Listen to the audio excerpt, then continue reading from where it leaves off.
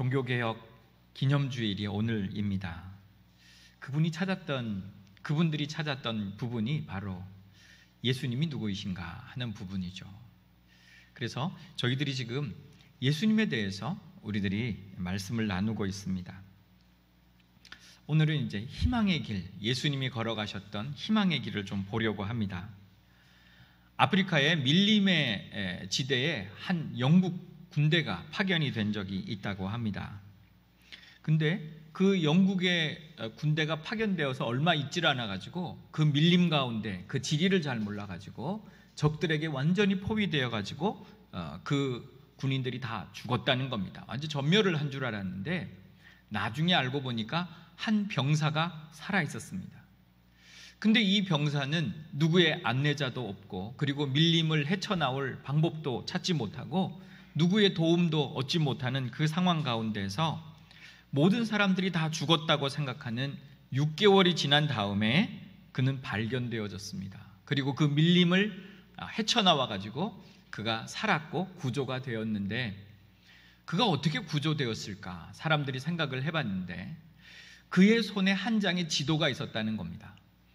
사람들이 생각할 때는 그 밀림을 빠져나오는 지도였겠구나, 이렇게 우리가 생각을 할 수 있는데, 실제적으로 그 병사의 손에 있던 지도는 런던의 지하철 지도였다는 거죠.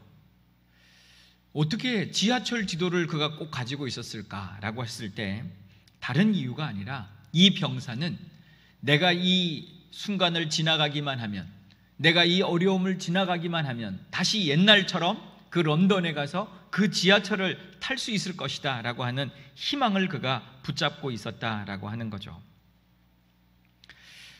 우리들이 살아갈 때에 뭔가 희망을 가지고 있다면 그 사람은 행복한 사람입니다. 이 세상을 살아갈 때에 희망을 잃어버린 사람, 그 사람처럼 불행한 사람이 없다, 이렇게 생각할 수 있는 거죠. 코로나의 팬데믹 기간을 우리가 거의 빠져나오고 있지만 너무나 오랜 기간 동안 우리가 이 기간을 지나고 있습니다. 우리가 하려고 했던 많은 계획들이 다 무너졌을 것입니다. 어떤 사람들은 이 기간을 지나면서 푸념을 합니다. 죽지 못해 산다, 이렇게 말하는 사람이 있어요. 또 다르게 어떤 사람은요, 목숨이 붙어 있으니까 어쩔 수 없이 사는 거지, 이렇게 생각하는 사람이 있습니다. 또 어떤 분들은 나는 희망이 아무것도 없다, 그렇지만 내가 살아있는 이유는 오직 자식 때문이다, 이렇게 생각하는 분들도 있습니다. 이것저것이 다 없는 분들은 이 세상을 스스로 그렇게 하직하는 그런 이들도 많이 있습니다. 어제 안타까운 소식 하나가 전해졌는데, 며칠 전에 한 30대 여성이 실종이 되었다는 겁니다. 그래서 방송에도 하고, 그리고 그 여인을 찾았는데요, 안타깝게도 어제 시신으로 발견이 되었습니다. 저 인천에 가면은 경인 아라뱃길이라고 하는 그런 수로가 있는데 거기에 빠져 죽은 거예요. 알고 봤더니 그가 며칠 전에 그 남자친구에게 전화를 했더랍니다. 그러면서 그동안 고마웠어, 물속에 들어왔는데 참 따뜻하다, 이런 얘기를 하고 전화를 끊었다는 거예요. 그래서 그는 안타깝게 그렇게 세상을 떠났습니다. 많은 사람들이 이 세상에서 희망을 더 이상 찾지 못하고 있습니다. 내가 아무리 노력해도 이 나에게 있는 장벽을 뛰어넘을 수 없겠구나, 이렇게 생각하는 이들이 많이 있습니다. 특별히 우리 젊은이들이 너무나 안타까워요. 우리 젊은이들은 스스로 자기들을 절망의 세대라고 표현합니다. 그래서 M4 세대라 그래요. 더 이상 내가 희망을 가질 수 없는 세대다, 이렇게 말할 정도로 그들이 희망이 없는 그런 삶을 살아가고 있습니다. 그런데 또 다르게 반면에 정말 희망이 없을 것 같은 그 사람에게 나는 희망이 있다고 살아가는 그런 사람들이 있습니다. 희망이 있기 때문에 그들은 삶을 포기하지도 않습니다. 희망의 길을, 그 길을 따라가고 있다라고 하는 거죠. 오늘 여러분들은 희망을 가지고 있습니까? 어떤 희망을 가지고 있습니까? 죽음 앞에서조차도 희망을 갖는 사람, 그 사람들이 바로 그리스도인들이다라고 하는 거죠. 성경은 분명하게 우리들에게 그리스도인들은 죽음을 넘은, 그래서 희망을 그 속에서도 가지는 사람들이다 라고 말씀을 합니다. 그 말씀의 중요한 이유가요, 오늘 본문이었는데 바로 부활하신 주님 때문입니다. 주님이 부활하셨기 때문에 우리들은 이제 죽은 게 아니라는 거죠. 죽어도 사는 은혜가 우리들에게 있는 줄로 믿습니다. 그래서 예수님께서 이런 말씀을 하셨어요. 요한복음 11장에서 나는 부활이요 생명이니 나를 믿는 자는 죽어도 살겠고 무릇 살아서 나를 믿는 자는 영원히 죽지 아니하리라, 이렇게 말씀을 하셨다. 오늘 우리들에게 그 말씀들이 다시 상기되어지는 귀한 주일일 수 있기를 주의 이름으로 간절히 축복합니다. 우리가 예수님의 가신 길, 그 길들을 차례대로 우리가 찾아보고 있었는데요, 유다 광야로 가는 길에서 예수님은 광야의 길을 걸어가셨죠.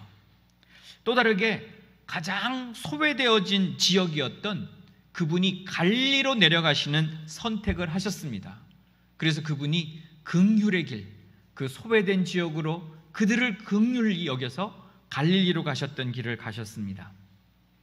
또 다르게 예수님이 가시는 길은 주는 그리스도시요 살아계신 하나님의 아들이시니이다 라고 하는 신앙 고백 위에 선 확신의 길을 가셨습니다. 지난주에 우리가 보았던 것은 비아 돌로로사, 그 슬픔의 길, 그러나 그것은 죽음의 길이 아니라 그 십자가의 길은 생명의 길이었다라고 하는 십자가의 길을 걸어가신 예수님에 대해서 우리들이 보았습니다. 그 예수님이 우리들에게 마지막으로 남겨주신 길은요, 희망의 길, 소망의 길입니다. 우리 옆에 있는 분들하고 그렇게 인사를 꼭 한번 해봤으면 좋겠어요. 이번 남은 시간 동안에 우리가 그렇게 살길 원합니다. 우리 옆에 있는 분들하고요, 소망의 복음을 붙잡으십시오.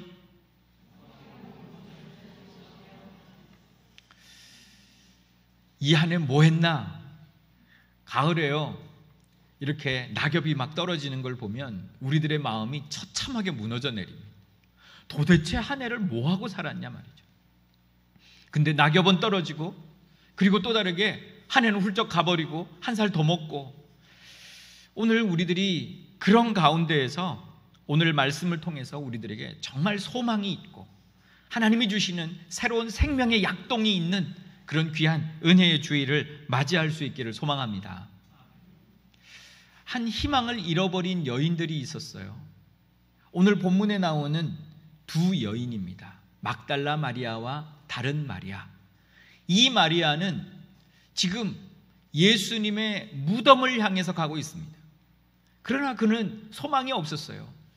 그들은 단순히 그냥 예수님이 누워 계시는 무덤을 가가지고 향품을 가지고 가서 예수님께 좀 부어드리자, 그 정도의 마음으로 예수님의 무덤을 찾아가고 있었습니다. 그들의 걱정은 다른 게 아니었어요. 그 두껍고 무거운 돌문을 누가 좀 열어줄 수 있을까라고 하는 생각입니다. 그런데 놀랍게 무덤에 도착해 보니까 그 무덤의 돌문이 활짝 열려져 있습니다. 그리고 이게 무슨 일인가 하고 무덤에 들어가 봤더니 예수님이 누워 계셨던 그 자리에 한 천사가 있었다라고 말씀을 합니다. 그리고 그 되어진 일들을 보고, 그 지진이 일어나고 돌문이 그렇게 열려지는 것들을 보고, 그렇게 건장하고 씩씩하던 로마의 경비병들조차도 다 실신할 정도로 무서워 벌벌 떨고 있는 장면을 본 것이죠. 그때 이 천사들이 이 여인들에게 하신 말씀들이 있습니다. 오늘 그 말씀들 우리 6절 7절에서 한번 보겠습니다. 우리 본문 한번 읽어볼게요. 그가 여기 계시지 않고 그가 말씀하시던 대로 살아나셨느니라. 와서 그가 누우셨던 곳을 보라. 또 빨리 가서 그의 제자들에게 이르되 그가 죽은 자 가운데서 살아나셨고 너희보다 먼저 갈릴리로 가시나니 거기서 너희가 배우리라 하라. 보라, 내가 너희에게 일렀느니라 하거늘. 그 여인들이 들었던 이 엄청난 소식, 예수님이 다시 살아나셨다는 겁니다. 그래서 여기 계시지 않는다는 겁니다. 그리고 분명하게 말씀하신 것은 보라, 이렇게 얘기했어요. 보라, 예수님이 누우셨던 곳을 보라. 그러나 거기에는 예수님의 시신이 없고 예수님이 입으셨던 세마포 옷만 있었어요. 여러분은 보고 계십니까? 예수님이 살아계신 것을 보고 있느냐라고 하는 거예요. 예수님이 눈으로 분명히 살아계심을 보는 사람과 그렇지 않는 사람은 엄청난 차이가 있습니다. 우리들은 물론 이 여인들처럼 그 무덤에 가서 예수님이 시신이 있는지 없는지를 확인한 사람은 아닙니다. 그러나 우리의 믿음이라고 하는 것은 내가 보지 않았더라도 믿어지는 것입니다. 예수 그리스도의 부활이 성경을 통해서 우리에게 증거되어질 때 믿어지는 사람, 이 사람은 동일하게 이 마리아가 보았던 예수님의 시신이 없고 그곳에 세마포만 있게, 그래서 부활의 주님을 만났던 그 여인과 동일한 신앙을 갖는 그런 사람들이라고 하는 것이죠. 여러분의 이 부활의 신앙이 있기를 주의 이름으로 간절히 축복합니다. 그 여인들이 깜짝 놀랐어요. 그리고 이 소식을 제자들에게 전해야 되겠다라고 하고 뛰어가고 있습니다. 그때 예수님이 그 여인들 앞에 나타나셨어요. 그리고 말씀을 합니다. 그 말씀의 본문이 10절입니다. 우리 10절도 한번 같이 읽어보겠습니다. 10절 같이 읽습니다. 이에 예수께서 이르시되 무서워하지 말라. 가서 내 형제들에게 갈릴리로 가라 하라. 거기서 나를 보리라 하시니라. 아멘. 조금 전에 천사로부터 전해 들었던 7절의 말씀이 제자들을 보고 가서 얘기하라는 겁니다. 갈릴리로 먼저 가라, 이렇게 얘기하라는 거죠. 예수님을 만났습니다. 근데 예수님도 동일한 말씀을 하셨어요. 제자들을 보고 갈릴리로 가라고 해라. 거기서 나를 만날 거다, 이렇게 말씀하고 있는 거죠. 부활의 주님을 만난 사람들은 어디서 출발해야 되느냐면 갈릴리에서 새로운 출발을 해야 합니다. 우리들에게도 동일합니다. 우리들도 주님께서 갈릴리로 가라, 이렇게 말씀하고 계시는 것이죠. 그런데 우리들이 생각을 해보면 그 당시에 예수님이 왜 갈릴리로 가라고 했을까? 갈릴리가 아니라 예루살렘으로 가야 하는 것 아닌가? 예루살렘에 가서 많은 사람들 앞에서 예수님이 죽어 계신 것이 아니라 그 당시에 살아셨음을, 다시 부활하셨음을 보여주는 것, 그것이 바로 예수님이 하셔야 되는 일이 아닌가, 우리가 그렇게 생각할 수 있습니다. 그러나 우리가 또 다르게 조금만 생각을 해보면, 만약에 예수님이 갈릴리로 가시는 게 아니라 예수님이 예루살렘으로 가셨다면 어떤 일이 벌어질까라고 하는 거였습니다. 예수님은 십자가에 못 박히시기 전에 제자들에게 말씀하셨어요. 내가 3일 만에 다시 살아나리라. 이 말씀을 여러 차례 하셨단 말이죠. 그래서 소문이 났습니다. 그래서 예수님께서 다시 살아나신다라고 하는 소문이 그들에게 전해졌거든요. 그래서 유대의 지도자들은 빌라도에게 가가지고 그 돌무덤을 지켜야 한다는 겁니다. 왜냐하면 제자들이 예수님의 시신을 훔쳐가지고 가서 예수님이 다시 살았다, 이렇게 거짓말을 할 것이기 때문에 그 무덤을 지켜야 됩니다라고 이야기를 합니다. 그래서 거기에 로마의 군인들이 파견되어졌고, 그리고 제사장들의 군인들이 파견되어졌습니다. 그래서 그 돌무덤을 지키고 있었단 말이죠. 그렇게 본다 그러면 그때에 그들이 긴장하고 있었을 겁니다. 예루살렘에 있는 로마의 군인들도, 빌라도도, 그리고 대제사장과 그의 휘하들도 긴장하고 있었을 겁니다. 예수님이 다시 사나 그렇지 않느냐라고 하는 거죠. 그래서 그들이 준비하고 있었을지 모릅니다. 예수님이 다시 살아났다면 어떻게 할 것이냐라고 하는 거죠. 예수님이 살아났다면 다시 잡아 죽여야죠. 그들이 생각이 그렇지 않겠습니까? 그렇다면 예수님이 예루살렘으로 가신다는 건요, 삶과 죽음의 전쟁이 일어나는 겁니다. 예수님은 그들을 만약에 죽인다고 하면 그것은 복수의 혈극이 될 것입니다. 피를 흘리는 복수의 현장, 무참한 복수의 현장이 될 것이고요. 그리고 그들은 예수님을 죽여야 한다는, 또다시 죽여야 한다는 그 참혹한 십자가의 모습이 다시 재현될 거라라고 하는 거죠. 그러기에 예수님이 가셔야 할 곳은 예루살렘이 아닙니다. 갈릴리라고 하는 곳입니다. 우리는 갈릴리에서 무슨 일이 일어나는가라고 생각했을 때 예수님이 왜 갈릴리로 가셨을까? 우리가 다시 생각해 본다면 갈릴리는 소외된 사람들, 구원이 필요한 사람들, 그 속에서 예수님이 긍휼의 마음을 가지고 그들을 다시 살리는 길, 그래서 그곳에서 복음을 먼저 전하셨다라는 말씀을 기억해야 합니다. 그렇기 때문에 예수님이 우리들에게 부활의 목적이 뭐냐? 오늘 우리들에게 일러주시는 것은 다른 게 아니라는 거죠. 예수님은 영혼 구원, 그리고 이 땅 가운데 소망을 선포하시는 것, 그것이 바로 부활의 목적이었음을 오늘 우리들에게 말씀해주고 있는 것이다 라고 하는 겁니다. 그러기에 예수님은요, 이 땅에 오신 목적도, 공생애를 시작하신 목적도, 예수님이 모든 하시는 그 의미나 목적은 다른 게 아니었어요. 이 땅에 인기를 얻는 것이 아니라 이 땅 가운데 죽어져가는 영혼들을 구원하시기 위했다. 그렇게 하시기 위해서 예수님이 그 모든 일들을 행하셨다라고 하는 데 초점이 맞춰져 있는 거죠. 그런데 예수님께서 갈릴리로 그럼 제자들을 부르신 이유는 뭘까요? 그 일들을 해줄 사람들이 필요한 겁니다. 누군가는 하나님의 그 사역을 해줄 사람들이 필요한 거예요. 그래서 예수님이 하셨던 것 중에서 가장 중요하게 여기셨던 것이 제자들을 키우는 거였습니다. 예수님이 이 땅에 계시지 않아도 예수님의 사역을 대신해 줄 사람들이 필요했던 거죠. 그런데 지금 안타까운 것은 예수님의 제자들이 전부 다 낙담하고 실망하고 그리고 그들의 사명을 완전히 잊어버렸다는 겁니다. 잃어버렸어요.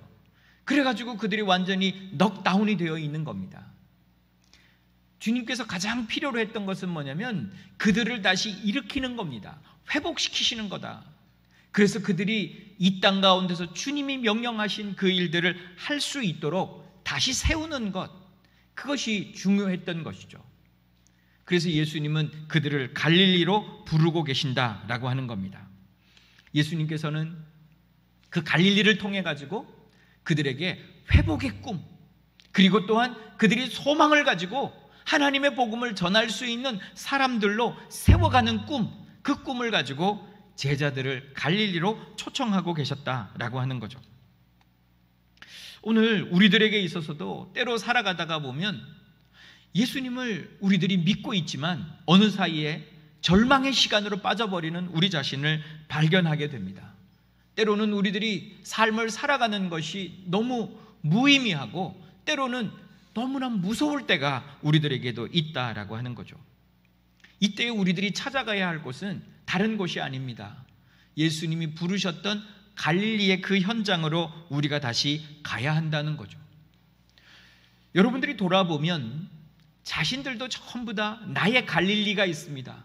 예수님을 처음 만났던 나의 갈릴리가 있고요, 성령을 충만하게 입었던 그런 나의 갈릴리가 있는 겁니다. 그 속에서 우리는 다시 회복을 얻어야 한다라고 하는 거죠. 때로는 사방에 우겨쌈을 당해가지고 절망 가운데 빠졌을 때 우리들이 가야 할 곳은 절망의 자리가 아니라 처음에 그 주님을 만났던 나의 갈릴리로 가야 한다라고 하는 거죠. 오늘 여러분이 힘드십니까? 어려우십니까? 절망 가운데 있습니까? 이 부활의 주님, 그래서 우리를 부르셨던 그 초청에 갈릴리로 가는, 그 속에서 주님을 만나는 귀한 역사가 있기를 주의 이름으로 간절히 축복합니다. 그 속에서 또 다르게 우리들이 해야 할 것은요, 우리의 사명을 깨닫는 겁니다. 왜 하나님이 나를 부르셨는가라고 하는 거죠. 오늘 하나님이 왜 나를 그곳에 있게 하시는가라고 하는 겁니다. 우리는 또 다르시 어떤 일들이 오랫동안 지루하게 진행되어지면 그 모든 것들을, 처음에 생각했던 것들을 잊어버릴 경우들이 많아요. 내가 이 자리에 왜 있는가 하는 것들을 잊어버릴 때가 많다는 거죠. 여기에도 그런 분들이 계세요. 남편을 위해 기도하는 분들이 있습니다. 하나님, 우리 남편 구원해 주십시오. 이렇게 기도하고, 하나님, 우리 시댁을 좀 구원해 주십시오. 이렇게 기도하는 분들이 계십니다. 그런데 이 기간이 짧지 아니하고 자꾸 길어지는 거예요. 처음에는 이렇게 길까 이렇게 생각을 했는데 이 기간이 점점점 길어지는 겁니다. 우리가 코로나가 시작되었을 때도 그랬을 겁니다. 다른 전염병들처럼 빨리 잡힐 거라고 생각을 했어요. 근데 이게 지금 1년 반이 넘어가고 있잖아요. 오늘 이렇게 시간이 점점 길어지면 우리들은 때로 자포자기하게 되어집니다. 그리고 처음에 내가 가졌던 그 마음들이 희미해져 버리는 거예요. 오늘 우리들에게 열정이 사라져버리고 희망이 사라져버리는 우리의 자신을 보게 됩니다. 오늘 다시 주님이 말씀하시는 것은 나의 갈릴리로 올라오라 라고 말씀하십니다. 왜요? 그 속에서 주님이 우리에게 회복의 역사를 주시고 그래서 우리를 다시 세우고 싶어 하시기 때문입니다. 이 회복의 역사가 있기를 주의 이름으로 간절히 축복합니다. 부활의 주님을 만났던 제자들은 어떻게 되었을까요? 오늘 본문에는 우리가 나오지 않습니다만은 이 본문의 역사를 쭉 따라가 보면 요한복음 21장에서 예수님과 제자들을 볼 수가 있습니다. 제자들은요, 그 예루살렘에서 갈릴리로 올라가는 길이 최소한 2일 내지 3일이 걸립니다. 그 길을 걸어가면서 그들에게 그 발걸음이 힘이 있고 그리고 그 발걸음 속에 희망이 있었던 게 아니에요. 절망과 낙담이 가득했습니다. 예수님은 십자가에 달려 죽으셨고 그리고 자기들은 3년 동안 예수님을 쫓아다니면서 그들이 가지고 있던 그 복음의 꿈, 하나님 나라의 꿈, 이것들을 다 잊어버리고 우리 뭐 했냐 이거죠. 3년 동안 도대체 뭐 한 거야 우리.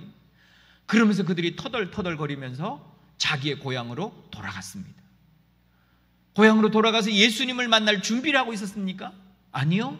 그들은 다시 우리 뭐 해먹고 사냐? 옛날에 우리가 어부했잖아. 그래서 우리가 다시 어부로 가자. 그러면서 그들은 배를 띄우고 밤새도록 고기 잡는 일을 하고 있었다는 거죠. 굶주리고 지친 영혼, 실망과 절망에 빠져있는 그 제자들을 보게 되어집니다. 근데 고기를 잡는 그 해변가에 그들을 물끄러미 쳐다보고 있었던 분이 계십니다. 바로 예수님이셨다는 거죠. 그들이 아무리 고기를 잡아도 고기가 잡히지 않는 그 밤에 이제 동이 터옵니다. 저 힙부역에 어떤 분, 저 해변가에 있는 분이 소리를 지릅니다. 고기 잡았냐는 거예요. 고기 아무것도 없는데 예수님이 그렇게 말씀하십니다. 배 오른편에 그물을 던져라. 그래서 그들이 그 말씀에 순종해서 오른편에 그물을 던졌더니 그 그물에 꽉 차게 고기가 잡혔습니다. 이게 153마리, 정확하게 그 숫자까지 나와 있어요. 이것을 보고 그들이 깨닫습니다. 저분은 예수님이시구나. 우리를 처음 만났던 갈릴리에서 우리를 제자로 부르셨던 그 처음 모습과 동일하구나. 예수님이구나. 그러면서 그들이 예수님께로 달려옵니다. 예수님은 이미 조반 준비를 하고 계셨어요. 거기에 불을 피워가지고 고기를 굽고 계셨고 그리고 또 다르게 떡도 준비해 놓고 계셨던 거예요. 그리고 일리 와서 조반을 먹어라. 이렇게 제자들을 초청합니다. 오늘 우리들에게 필요한 것이요, 양식이 필요합니다. 우리가 배가 고프고 지쳐있기에 우리들이 필요한 것이 회복이다라고 하는 거죠. 예수님이 우리들에게 생명의 양식을 나눠주십니다. 오늘도 풍성하게 나누어 주십니다. 지금 이 시간에도 나누어 주고 계십니다. 이 생명의 양식으로 풍성해지는 귀한 은혜가 있기를 주의 이름으로 간절히 축복합니다. 주님께서 와서 먹으라 라고 말씀하세요. 오늘 주님의 음성을 우리가 들어야 합니다. 그리고 그 말씀 가운데서 우리가 풍성해질 그 하나님의 주시는 말씀, 생명의 양식으로 채워야 한다는 것이죠. 그때 그 예수님께서 조반을 다 먹은 후에 제자들에게 말씀하셨던, 그리고 특별히 베드로를 불러서 말씀하신 것이 있습니다. 그 베드로에게 내가 오늘 이 양식을 먹고 새롭게 세워질 것에 대한 말씀을 우리에게 주셨는데요. 요한복음 21장 17절의 말씀, 우리 함께 좀 같이 읽어보겠습니다. 같이 읽습니다. 세 번째 이르시되 요한의 아들 시몬아 내가 나를 사랑하느냐 하시니 주께서 세 번째 내가 나를 사랑하심으로 베드로가 근심하여 이르되 주님, 모든 것을 아시오매 내가 주님을 사랑하는 줄을 주님께서 아시나이다. 예수께서 이르시되 내 양을 먹이라. 예수님께서 우리들에게 회복하게 주님께서 인도하시고요, 오늘 우리들에게 주님이 풍성한 양식과 그 꼴로 우리를 세우시고요, 그리고 주님께서 우리들에게 바라시는 것이 있어요. 내가 나를 사랑하느냐? 이 질문에 여러분이 대답하길 원하십니다. 여러분 어떻게 대답하시겠습니까? 주님이 너가 나를 사랑하느냐 물었을 때 여러분은 어떻게 대답하시겠습니까? 여러분이 이곳에서 주님, 내가 주님을 사랑하는 줄을 주님께서 아십니다 라고 여러분이 고백하신다면 그 다음 말씀도 기억하셔야 돼요. 주님께서 내 양을 먹이라. 오늘 주님이 원하시는 것은 이 땅에 죽어져가는 영혼들을 구원하시는 일, 그 사역입니다. 오늘 우리들이 코로나의 이 기간들을 지나면서 내 영혼 살기도 바빠가지고, 그리고 내 영혼도 주님 앞에 온전히 세워지지 못해서 허덕거리느라고 잊어버리고 있던 이 말씀, 주님의 말씀이 다시 들릴 수 있기를 소망합니다. 내 양을 먹이라 라고 말씀하셨어요. 부활의 영광을 가진 자, 부활의 주님을 만난 자에게 하나님께서 우리들에게 그 생명 가지고 이 복음 전하고 나가서 그리스도의 복된 말씀을 증거하는 증인이 되라 라고 말씀하고 계십니다. 오늘 우리들이 잘 알고 있는 말씀 한 곳 보겠습니다. 사도행전 1장 8절인데요, 우리 이 말씀 같이 읽겠습니다. 오직 성령이 너희에게 임하시면 너희가 권능을 받고 예루살렘과 온 유대와 사마리아와 땅끝까지 이르러 내 증인이 되리라 하시니라. 아멘. 오늘 그 제자들이요, 이 주님의 말씀, 또 주님께서 내 양을 먹이라고 하신 이 말씀을 듣고 가만히 있질 않았어요. 그들은 다시 자기들을 핍박하고 예수님을 십자가에 못 박았던 예루살렘을 두려워하지 않고 내려갑니다. 그리고 예수 그리스도가 바로 우리의 구원의 주이심을, 부활의 주님이심을 선포했어요. 그를 위협하고 심지어 그들이 순교당하는 한이 있더라도 이 복음 전하고 살았다는 것이죠. 갈릴리에서의 복음은 갈릴리를 넘어가는 겁니다. 그래서 너희가 예루살렘과 그리고 온 유대와 사마리아와 땅끝까지 이르는 하나님의 증인이 되라, 이 말씀을 그들이 새기고 실천하고, 그리고 이 부활의 복음을 전했던 사람들, 이 사람들이 바로 예수님의 길을 따라갔던 사람들이다 라고 말씀하고 있는 거죠. 오늘 우리의 갈릴리로 가기를 원합니다. 우리가 내일부터 3주간의 특별 새벽 기도회를 진행합니다. 오늘 우리가 이 시간들을 통해서 나의 갈릴리에서 주님을 만나는 귀한 역사를 다시 보기를 원합니다. 함께 동참해 주실 수 있기를 주의 이름으로 간절히 축복합니다.